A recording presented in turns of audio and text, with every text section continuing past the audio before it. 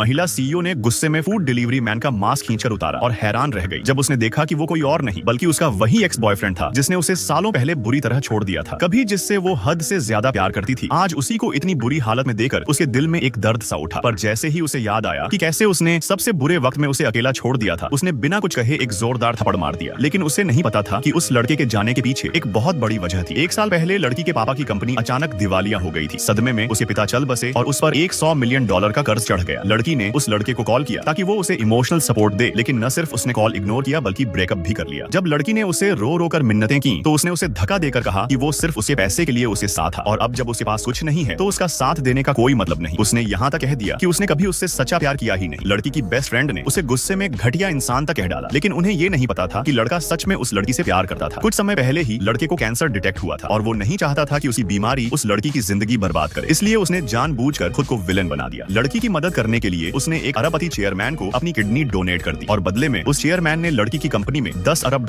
का इन्वेस्टमेंट किया, जिससे वो नई सीईओ बन गई। लड़के के शरीर में कैंसर तेजी से फैल रहा था और डॉक्टर्स ने कहा था कि उसके पास 1 साल से भी कम वक्त है। फिर भी उसने हार नहीं मानी और अपनी बीमार माँ की सर्जरी के लिए पैसे जुटाने के लिए फूड डिलीवरी का काम करने लगा, क्योंकि माँ की जान बचाने के लिए $5 लाख चाहिए थे। उस 1 साल में वो सिर्फ उनकी पुरानी फोटो देकर खुद को संभालता रहा। एक दिन जब वो हॉस्पिटल में डिलीवरी देने गया तो लड़की की बेस्ट फ्रेंड से टकरा गया। उसने उसका मजाक उड़ाते हुए कहा, तू तो टॉपर था ना, अब देख डिलीवरी बॉय बन गया। फिर उसने दिखावा करते हुए कहा कि वो लड़की से फिर से मिलना चाहता है, क्योंकि अब वो इंडिया की सबसे अमीर लड़की बन गई है, जिसकी कंपनी का मार्केट वैल्यू $1 ट्रिलियन हो चुका है। बेस्ट फ्रेंड ने उसे थप्पड़ मारा और चिल्लाई कि दोबारा लड़की के आसपास भी मत आना। तभी एक डॉक्टर वहां आया और उसने सबके सामने खुलासा किया कि लड़के को कैंसर है और उसने 1 साल पहले किडनी डोनेट की थी। जब बेस्ट फ्रेंड ने डॉक्यूमेंट्स देखे तो उसे पता चला कि उसी डोनेशन के बदले लड़की की कंपनी को $10 बिलियन का इन्वेस्टमेंट मिला था। उधर लड़का एक क्लास रियूनियन के लिए होटल में केक डिलीवर करने गया और संयोग से उसी लड़की से फिर से टकरा गया। गलती से केक उसी ड्रेस पर गिर गया। लड़की ने कुछ नहीं कहा, बस उसे जाने को कहा। तभी एक क्लासमेट ने उसका नाम पुकारा और उसकी रिंगटोन सुनते ही पहचान लिया। लड़की ने फिर से उसका मास्क खींचा और उसे देकर सब कुछ जैसे थम सा गया। लड़का पैसे देकर कपड़े का नुकसान भरपाई करना चाहता था, पर लड़की ने कहा कि अब वो पैसा मायने नहीं रखता, क्योंकि जो इमोशनल नुकसान हुआ था उसकी कोई भरपाई नहीं हो सकती। तभी उसकी नजर उस वॉलेट पर पड़ी जिसमें अब भी उनकी साथ वाली फोटो रखी थी। उसने लड़के को चैलेंज किया, चूज करो ये फोटो या वॉलेट। लड़के को पता था कि अगर वो फोटो चुनेगा तो मतलब साफ होगा कि वो अब भी उससे प्यार करता है। उसने थोड़ी देर सोचा और वॉलेट चुन लिया। लड़की की आंखों में एक बार फिर मायूसी उतर आई और उसने सबके सामने वो फोटो फाड़ दी। लड़का खुद को रोक नहीं पाया और उसकी आंखों से आंसू बहने लगे। जैसे ही वो जाने लगा, लड़की ने पीछे से कहा, वैसे ये ड्रेस तुम्हारे लिए थोड़ी टाइट तो नहीं है? एक छोटा लड़का सड़क किनारे फ्राइड नूडल्स बेचता था। हर प्लेट की कीमत ही $1000। फिर भी हर दिन उसके स्टॉल पर लंबी लाइन लगती थी। एक दिन जब उसने अपनी आखिरी प्लेट बेच ली और पैकअप करने वाला था, तभी एक बुजुर्ग आदमी वहां आया। उसने कहा, मुझे 1 प्लेट नूडल्स चाहिए और मैं इसके लिए $10 लाख दूंगा। ये सुनते ही लड़का तुरंत वॉक पर दौड़ा, तेल गर्म किया और जोर शोर से नूडल्स बनाना शुरू कर दिया। कुछ ही मिनटों में गर्मा गर्म प्लेट उसके सामने थी। बुजुर्ग ने पूरा खाना खत्म किया, यहाँ तक कि प्लेट भी चाट ली। फिर लड़के ने कहा, साहब अब पैसे? बुजुर्ग ने उसे एक छोटा पाउच पकड़ा दिया। अंदर बस एक पर्ची थी जिस पर एक एड्रेस लिखा था कि वहाँ जाओ, तुम्हें वहाँ से $10 लाख मिलेंगे। लड़का सीधा उस पते पर पहुंचा। वहाँ एक बड़ी सी कॉर्पोरेट बिल्डिंग थी। वो हिम्मत करके अंदर गया और रिसेप्शन पर बोला, मुझे कंपनी के चेयरमैन से मिलना है। तभी एक लग्जरी कार धीरे धीरे पोर्टिको में आई। एक अमीर सा बटलर उतरा और लड़के की तरफ बढ़ा। उसने नाम पूछा। जैसे ही लड़के ने अपना नाम बताया, बटलर चौंक गया। उसने लड़के की जीभ पर एक निशान देखा और फिर उसे सीधा एक आलीशान बंगले में ले गया। वहाँ उसने लड़के को एक अमीर आदमी से मिलवाया। जैसे ही उस आदमी ने लड़के की जीभ का निशान देखा, वो इमोशनल हो गया और उसे गले लगा लिया। असल में वो लड़का उसका बिछड़ा हुआ बेटा था। सालों की दूरी और अधूरी मोहब्बत की भरपाई के लिए उस आदमी ने फैसला किया कि अब वो अपनी पूरी कंपनी अपने बेटे को सौंप देगा। जब तक सीईओ के बेटे ने उस औरत को मम्मा नहीं कहा था, किसी को अंदाजा नहीं था कि वो शायद उसी की पत्नी है। तभी सब अचानक समझ गए, ये औरत तो खुद सीईओ की वाइफ है। लेकिन उसके एक्स बॉयफ्रेंड को अब भी यकीन नहीं हुआ। उसे लगा ये बच्चा,